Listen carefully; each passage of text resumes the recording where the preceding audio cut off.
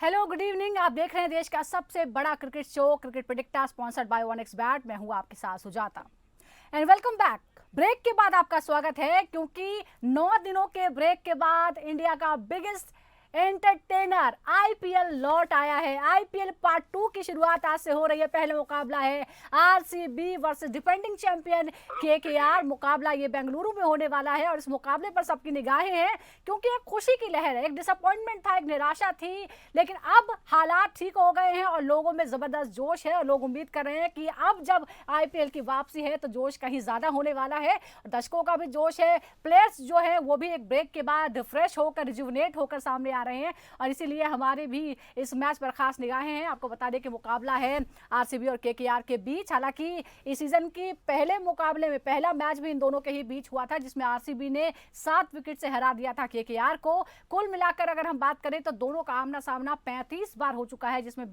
20 बार KKR ने, 15 बार RCB ने बाजी मारी है। लेकिन पिछले 5 मुकाबलों की अगर हम बात करें उसमें भी केकेआर भारी है। सिर्फ 1 बार आरसीबी जीता है, 4 बार केकेआर ने बाजी मारी है। लेकिन जो एक मुकाबला था वो बहुत ही क्रूशियल है क्योंकि इस सीजन में आईपीएल सीजन 18 जो है वो वाकई ही आरसीबी के लिए लकी साबित हो रहा है और जबरदस्त फॉर्म में है वो। कुल मिलाकर जो 11 मुकाबले खेले हैं उसमें 8 में जीत हासिल हुई है, सिर्फ 3 वो हारी है और इसीलिए फिलहाल 16 पॉइंट्स के साथ वो नंबर 2 पर है। सिर्फ रन रेट की वजह से वो गुजरात टाइटंस से पीछे है। तो आगे क्या होने वाला है, अब क्या फर्क पड़ेगा इस ब्रेक के बाद, कौन किस पर भारी पड़ सकता है, कुछ जो चेंजेस हुए हैं तमाम डिटेल पर हम बात करेंगे। लेकिन ब्रेक से पहले क्या हुआ था ये आपको क्रिकेट प्रेडिक्टर ने एक हिस्टोरिकल एनालिसिस के जरिए बताया है। फिर आपको बता दें क्रिकेट प्रेडिक्टर ने आपको बताया कि 8 मई से पहले तक कुल मिलाकर जो 57 मैचेस हुए हैं उसमें 19,000 रन बने हैं, 13,000 डिलीवरीज हुई हैं, बॉल डाली गई हैं, जबकि 300 विकेट जो हैं वो लिए गए हैं। तो ये जो था डिटेल एनालिसिस, हमने आपको डिटेल में सब कुछ बताया। लेकिन अब बात कर लेते हैं आज के मुकाबले के और जैसा मैंने आपको बताया कि दोनों के बीच मुकाबला होने वाला है। क्या होगा आज मुकाबले में, खास बातचीत करने के लिए हमारे साथ 2 खास मेहमान जुड़ गए हैं। हमारे साथ है former cricketer and commentator Atul Wassan और फॉर्मर क्रिकेटर नोएल डेविड। अतुल जी और नोएल, आप दोनों का ही बहुत बहुत स्वागत है और ये ब्रेक के बाद 9 दिनों के ब्रेक के बाद हम स्वागत कर रहे हैं दर्शकों का भी और आईपीएल का भी। अतुल जी, अब ये पहले तो आप बताइए कि ये क्या फीलिंग है क्योंकि ये जो सीजन है वो आईपीएल को डेडिकेटेड होता है भारत में। ब्रेक हो गया, अब आपको क्या महसूस हो रहा है? Biggest entertainer is back. देखिए, बड़ी खुशी है क्योंकि मुझे लग रहा था, एक समय ऐसा लग रहा था कि शायद आईपीएल वापस आए ही ना, पर अब लगता है कि चलिए बाकी के बच्चे हो जाएंगे। शायद कुछ मेरे नजर ना आए पर उससे फर्क नहीं पड़ता क्योंकि इंडियन प्रीमियर लीग है ना, इंडियन प्रीमियर लीग है। तो अगर 2-4 फॉरेन प्लेयर्स जो है वो वापस नहीं आ सकते, मुझे उससे खास फर्क नहीं पड़ता। खत्म होना टूर्नामेंट का जरूरी था और अब इतना बड़ा एक क्रिकेट सीरीज आने वाली है, बड़ी बड़ी खबरें बीच में मिली है, विराट का ना खेलना तो थोड़ा सा इमोशनल भी रहेगा आखिरी टाइम विराट को उस तरह से देखना। क्योंकि अब चलिए मुझे लगता है कि आरसीबी के लिए खेलते नजर आएंगे पर फिर भी टेस्ट क्रिकेट में नहीं नजर आएंगे, तो उस लिहाज से मैं विराट कोहली को जब कुछ खास नजरों से अब खेलते हुए देखूंगा। बिल्कुल, ये थोड़ा सा इमोशनल जो है वो टच भी हो गया इस पूरे मुकाबले में। लेकिन नोएल, हम लगातार बात करते रहे पार्ट 1 में भी, अब पार्ट 2 में वापसी हो गई है। पहले तो बताइए कि आपको क्या लग रहा है और आज के मुकाबले से आप क्या उम्मीद कर रहे हैं? ये ब्रेक अच्छे के लिए था या फिर मोमेंटम थोड़ा बिगड़ जाएगा इससे? रीग्रुप के बाद आई थिंक स्ट्रैटेजी अलग रहेगी, बट केकेआर के लिए कोई ये नहीं है because there is nothing to lose. यहाँ से उनके क्वालिफाई होने के लिए चांस नहीं है। सो आई थिंक एक गेम अलग स्ट्रैटेजी से आएंगे, बट आई थिंक आरसीबी जो तरीके से खेल रहे थे जो ये साल IPL, I think we pray कि वही मोमेंटम रखें बिकॉज दे हैव अच्छी चांस है क्वालिफाई होने के लिए, आगे जाने के लिए और ट्रॉफी भी उठाने के लिए काफी अच्छी चांस है। I think it is great that IPL is back. लोग सोचे कि आईपीएल खत्म हो गया and everything, but IPL is back. लोग they will enjoy the Yes, absolutely, IPL is back and so are we। और अतुल जी, जिस तरह से ये बात हो रही है कि आरसीबी जो है इस बार कुछ अलग ही फॉर्म में नजर आ रही है। आपको याद होगा कि जब प्रोमो चल रहे थे तो आईपीएल सीजन 18 नंबर की जर्सी के लिए लकी होगा, इस तरह की बातें, और ऐसा लग रहा है कि शायद वो जो है वो बिल्कुल सही साबित हो रहा है। पर आपको लगता है कि इस ब्रेक से कोई मोमेंटम बिगड़ेगा या आरसीबी जबरदस्त फॉर्म में है, आज भी नजर आएगी? देखिए जो टीम अच्छा खेल रही है ना, एकदम से ओवरनाइट बुरी फॉर्म से नहीं हो सकती, क्योंकि कुछ ना कुछ इंट्रिंसिकली आपकी टीम में अच्छा होता है, तभी आप इस कदर टॉप पे रहते हैं। और आरसीबी ने बताया है, चाहे वो आप उसको वो कर दें, सुपरस्टिशन कह दें या टोटका कह दें कि 18 नंबर 18 हो गया, जी। पर मुझे लगता है ऐसी बात नहीं है। कुछ ना कुछ सही जो खाने होते हैं ना, जो जो सही खानों में पड़ने चाहिए सिक्के आपके, तभी कुछ बेहतर होता है। और कई देखिए बड़ी बड़ी टीमें हैं, बहुत बढ़िया सब कुछ तैयारी की है, पर शुरुआत ही नहीं हो पाई। मुंबई इंडियंस कितना खराब शुरुआत रहा, जबकि मुंबई इंडियंस हमेशा से उनका कोर ग्रुप जो है, उनकी जो टैलेंट हंट रहता है और जो टीम बनाते हैं वो बड़ा जबरदस्त रहता है। उसके बावजूद कोई कोई गारंटी नहीं है कि आपने सब कुछ अच्छा कर दिया, पैसे खर्च दिए आपने, ऑफ द सीजन आपने बड़ा अच्छा एक आपने रिदम बनाया, सिस्टम बनाया क्रिकेट का, उसको आपको रिजल्ट मिलेगा। तो मुझे लगता है कि कई बार हमने देखा राजस्थान रॉयल पहले सीजन में, सबको याद है कि लग रहा था कि भैया क्या सबसे सस्ती टीम बना दी है, कोई खिलाड़ी नहीं है, पर फिर जीत गए थे। तो इसलिए मुझे लगता है कि आपको पता लग जाता है mid way during the season कि किस टीम में इतनी डेप्थ है कि एक आधा प्लेयर ऊपर नीचे हुए और कॉम्बिनेशन ना बना, उसके बावजूद भी कोई ना कोई प्लेयर आपको जिता रहा है। ऐसा हमने आरसीबी में देखा है इस बार। बिल्कुल अतुल, एक बार आपसे मैं एक और समझूं, क्योंकि जो रिकॉर्ड्स हैं, हमने 35 मुकाबलों का जो एनालिसिस किया है उसमें 20 जो है 20 बार केकेआर को जीत मिली है, 15 बार जो है आरसीबी जीता है। लेकिन फिर आपको क्या लगता है इस सीजन में कहाँ क्या ऐसी खामियां थी जिसकी वजह से केकेआर नीचे रह गया और आरसीबी ऊपर आ गया? देखिए केकेआर सबसे बड़ी बात आपने नोटिस करी होगी कि शायद ही मुझे लगता है कि पूरे सीजन में अब तक 2 गेम्स जो है लगातार जीते हैं। मुझे लगता है अभी पिछले हफ्ते 10 दिन में ही एक बार ऐसा हुआ है, पर हमेशा एक मैच जीतने के बाद अगला मैच हार जाते रहे। ऐसे आपका सीजन बनता नहीं है, आपको 2 4 5 चीजें इकट्ठी स्ट्रिंग अलोंग करनी पड़ती है कि आपको पता लगे कि आपका बैलेंस क्या है। क्योंकि आप एक गेम जीतते हैं, आपको लगता है एवरीथिंग ओके, देन आप एक गेम हारते हैं, आपको लगता है ये क्या हो गया, फिर दोबारा से आप अपने माइंड में श्योर नहीं होते कि आपने सही कॉम्बिनेशन और सही बैलेंस बनाया है। पर फिर भी फिर अगर आरसीबी की बात की जाए, पिछले 5 मुकाबलों में चेन्नई स्वामी में सिर्फ 2 जीते हैं। हालांकि आरसीबी की जो फैंस हैं वो सबसे जबरदस्त हैं। तो ये मुझे लगता है कि होम ग्राउंड पे आपने डोमिनेट नहीं किया और आज मौका है, आज प्लेऑफ में जगह पक्की कर लेंगे। केकेआर के लिए नथिंग टू लूज है। तो मुझे लगता है जब ऐसी टीम हो ना, और पिछले साल की विनर भी है, तो थोड़ा डेंजरस हो जाता है, क्योंकि एक आधा खिलाड़ी कहता है कि चलिए मैं अपना नाम बनाऊं, तो फियरलेस अप्रोच से वो अप्रोच करता है गेम को, उसे डर नहीं रहता कि आगे जाना है, सिलेक्ट होना है। वो कहता है चलिए देखते हैं, मैं देखता हूँ क्या करता हूँ। उस लिहाज से अगर देखा जाए तो वो खतरा है आरसीबी के लिए। बिल्कुल, there is nothing to lose for KKR. क्या नोएल आप भी अग्री करते हैं अतुल से? अतुल कह रहे हैं कि आप ज़्यादा फेयरलेस होकर केकेआर खेल सकती है। आरसीबी के पास मौका है अपनी नंबर 1 की पोजीशन को पक्का करने का और आराम से आगे का रास्ता तय करने का। केकेआर जो है उसके पास अब बहुत ज़्यादा कुछ खोने को नहीं है, कोई मिरेकल ही हो सकता है कि जब वो प्ले ऑफ में पहुंच जाए। आपको लगता है कि क्या ऐसा हो सकता है आज?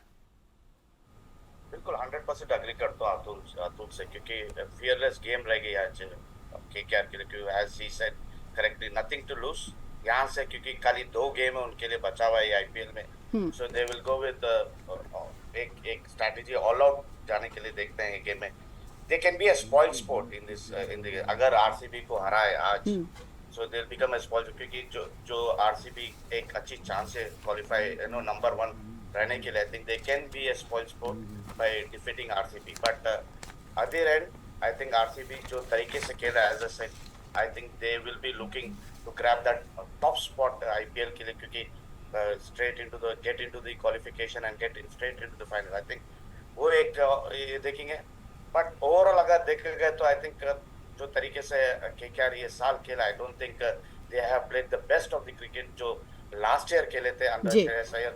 I think they have lost it there. Hopefully, they bounce back in this 2 game, go with the winning note. थोड़ा ये लग सकता है कि शायद जो लीडरशिप चेंज हुआ है उसकी वजह से टीम का मोमेंटम बिगड़ गया है। एक बार जरा इस सीजन में परफॉर्मेंस पर नजर डाल लेते हैं। अभी तक आरसीबी ने कुल 11 मैच खेले हैं, 8 जीते हैं, 3 में उसे हार का सामना करना पड़ा है। पॉइंट्स है उसके 16 और नेट रन रेट जो है वो है 0.482 और रन रेट की वजह से ही वो गुजरात टाइटन से थोड़ा सा पीछे है और नंबर 2 पर है। अदरवाइज पॉइंट्स दोनों के बराबर हैं। 12 मैच खेले हैं, केकेआर ने 5 जीते हैं, 6 में उसे हार का सामना करना पड़ा है और एक जो था वो बारिश में धुल गया था, तो एक पॉइंट जो है वो बट गया था। कुल मिलाकर सिर्फ 11 अंक है और रन रेट में भी काफी पीछे नजर आती है, इसलिए ये तमाम चीजें जो है वो मुश्किल हो सकती है। अब जरा जो टॉप परफॉर्मर्स हैं उन पर नजर डाल लेते हैं। आरसीबी की तरफ से जो टॉप बल्लेबाज है, Virat Kohli of course 505 run उन्होंने बनाए हैं, कुल मिलाकर नंबर 4 पर हैं वो टॉप स्कोरर में ऑरेंज कैप के रेस में। 143 की स्ट्राइक रेट से रन बनाए हैं। उसके बाद है पडिक्कल, 247 रन उन्होंने बनाए हैं। केकेआर की तरफ से बात करें तो अजिंक्य रहाणे 375 और अंकुश रघुवंशी ने 286 रन बनाए हैं। यानी जो व्यक्तिगत परफॉर्मेंस है उसमें भी आरसीबी कहीं आगे नजर आता है। अगर हम टॉप गेंदबाजों की बात करते हैं तो जोश हेजलवुड 18 विकेट के साथ आरसीबी की तरफ से हैं। कृणाल पांड्या उसके पीछे हैं 14 विकेट के साथ। केकेआर की तरफ से वरुण चक्रवर्ती ने 17 विकेट लिए हैं, वैभव अरोड़ा ने लिए हैं 16 विकेट। तो ये जो है वो पूरा डिटेल हम दर्शकों को बता रहे हैं। फिर एक बीच सवाल यहाँ पर उठ जाता है कि केकेआर टूर्नामेंट से बाहर तो हो ही चुकी है, लेकिन आरसीबी के लिए जो मुश्किलें थोड़ी सी हो सकती हैं अतुल, ये कहा जा रहा है कि शायद रजत पाटीदार जो है वो आज नहीं खेल पाएंगे, उनको इंजरी है। क्या आपको लगता है अगर वो नहीं खेलेंगे तो एक नई स्ट्रैटेजी के साथ टीम को उतरना पड़ेगा? नहीं, स्ट्रेटजी चेंज नहीं होती खिलाड़ी के आउट होने से, पर ये होता है जरूर कि एक देखिए बड़ा नाम है, कप्तान है, तो उसका इंजर्ड होना इतने क्रूशियल जंक्शन पे शायद एक ब्लेसिंग इन डिस्गाइज हो जाए, क्योंकि अगर आज रेस्ट मिल जाए और आगे टीम सर्वाइव करती है तो शायद उनका रोल बड़ा आने वाला आगे मैचेस में होगा। पर बड़ी बात रही आपने देखिए लेट आउट किया है के बल्लेबाजों ने सीजन में, क्योंकि बेस्ट इकोनॉमी रेट अगर देखा जाए गेंदबाजों की तरफ से पूरे टूर्नामेंट में, मैं स्टैट्स का इतना बड़ा फैन नहीं हूं, पर क्योंकि आपके प्रोग्राम में स्टैट्स का बड़ा रोल रहता है तो मैं बता दूं आपको कि देखिए बेस्ट इकोनॉमी रेट हो और आपका मैक्सिमम डॉट बॉल्स हो, आपकी गेंदबाज करें और आपकी टीम की हालत ये हो, तो बताता है कि बल्लेबाजों ने सपोर्ट नहीं किया। पर दूसरी तरफ देखा जाए कि आपके स्पिनर जो थे, 2 मिस्ट्री स्पिनर आपकी टीम में है, सुनील नारायण है और आपके पास जो मिस्ट्री स्पिनर हमारे वरुण चक्रवर्ती है, और उसके खिलाफ अगर देखा जाए विराट कोहली का रिकॉर्ड जो है 2023 में मुझे लगता है 108 109 की औसत थी स्पिनर्स के अगेंस्ट, फिर 2023-24 में मुझे लगता है कि 130-35 की थी, तो इस बार थोड़ी सी बेहतर है। पर इन दोनों गेंदबाजों के खिलाफ विराट कोहली का सिक्का चलता नजर नहीं आया। ये बड़ा अच्छा कॉन्टेस्ट होगा आज, क्योंकि इन स्पिनर्स के खिलाफ विराट कोहली कैसे खेलेंगे। बिल्कुल, ये तो कॉन्टेस्ट हो गया। हमने देखा है कि लगातार जो है वो सुधार उनके स्पिन को खेलने में हुआ ही है। एक बार जरा पावर प्ले के दौरान क्या किया है इन दोनों टीमों ने, ये भी अपने दर्शकों को बताते हैं। कुल 11 पारियां जो आरसीबी ने खेली हैं, 596 रन बनाए हैं पावर प्ले के दौरान की बात करो। गेंदें इस दौरान कितनी फेस की हैं? 396। यही अगर 12 मैचेस में देखें केकेआर के लिए तो 619 रन उन्होंने बनाए हैं, 402 गेंदों का सामना किया है। हालांकि यहाँ थोड़ा बराबरी, थोड़ी सी एज जो है केकेआर को यहाँ पे नजर आ रही है नोएल। अब ये मैं आपसे समझना चाहूंगी कि क्या ये विभाग है जिस पर बेंगलुरु को थोड़ा सा ध्यान देने की जरूरत है, क्योंकि हमने देखा है कि बहुत ही स्टेबल होकर खेलने की अप्रोच अपनाई है कि पहले रुक कर खेलते हैं और बाद में मैच जिताने की तरफ बढ़ते हैं। पावर प्ले में थोड़ा सा पिछड़ा हुआ नजर आता है आरसीबी का ये डिपार्टमेंट।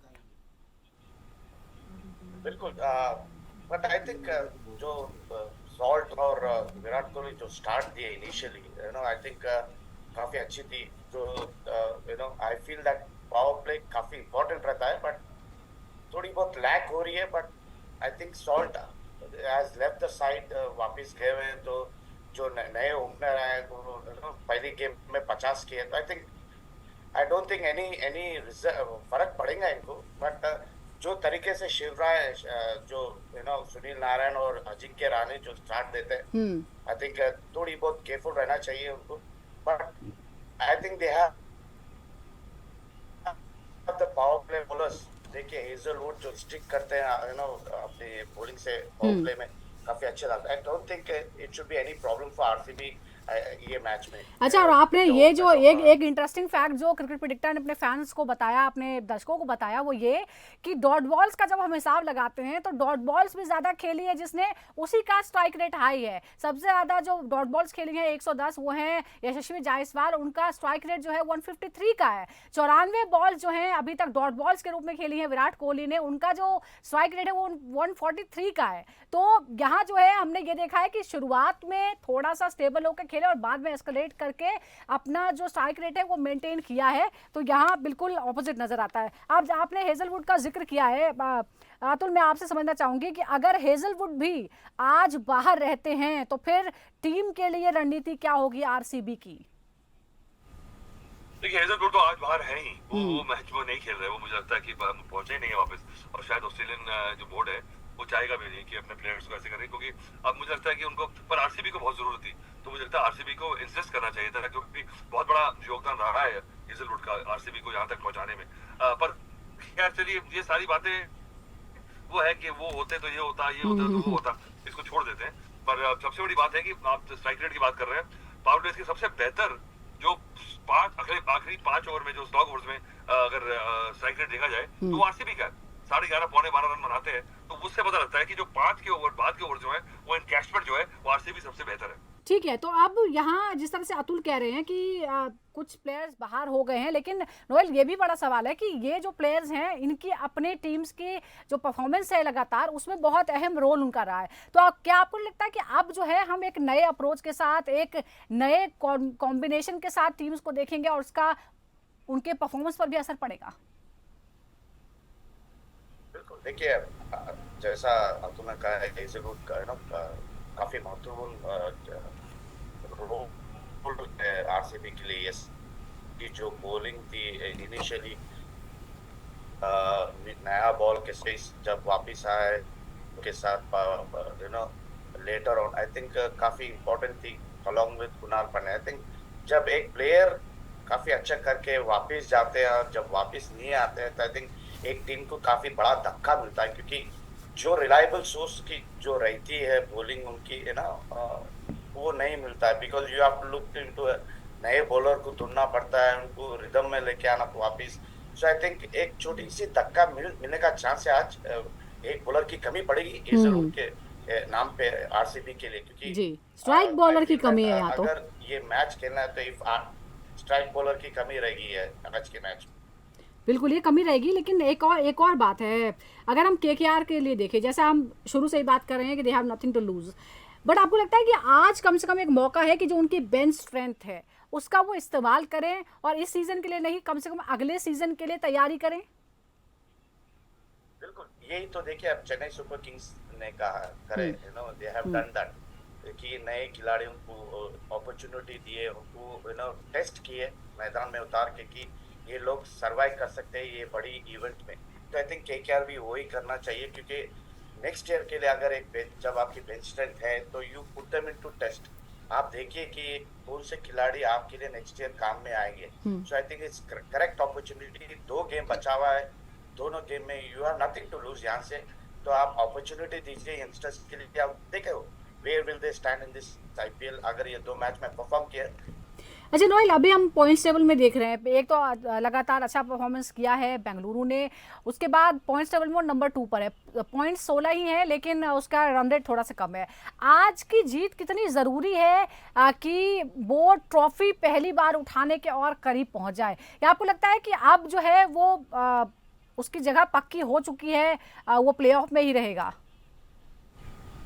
देखिए 3 गेम है और तीनों लगातार जीतना चाहिए आरसीबी के लिए, क्योंकि अगर नंबर 1 है तो आपको एक स्टेप करीब है आप ट्रॉफी उठाने के लिए, एंड दैट वो रहेगा माइंड पे आरसीबी की फ्रेंचाइज जो ओनर्स है, टीम मैनेजमेंट है, कोचेस है, ये सोच रहे हैं कि भाई फर्स्ट आज का मैच निकाले, फिर मैच टू मैच प्लान करके get on to the number 1 position, ताकि आपको qualify straight into the finals आए। that they will be looking into that। और आज का मैच काफी इम्पोर्टेंट है, क्योंकि एज आई सेड कि केकेआर एक स्पॉइल्ड स्पोर्ट हो सकते हैं। आज के मैच में nothing, they will come with no effect match, उनके लिए कुछ नहीं रहेगा कि आप जाइए ऑल आउट के लिए।